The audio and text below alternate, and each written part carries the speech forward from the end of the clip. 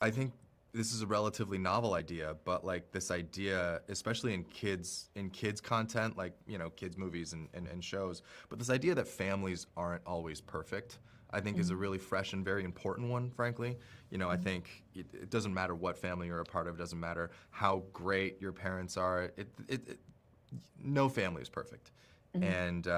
and people fight, parents fight. It doesn't mean that there's necessarily a good guy and a bad guy. It just means that your parents are human beings, and sometimes they have different ideas on the future that they want to build, or they have different ideas on how they want to live their life, and sometimes that's in direct conflict with one another.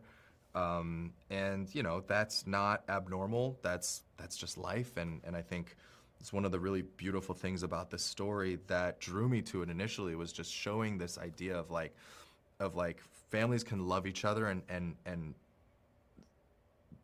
there can be so much love and caring between one another, and sometimes it doesn't work out still, Mm-hmm. and sometimes there's still conflict, but Mm-hmm. also that's okay, Yeah. because what relationship doesn't have its own version of conflict?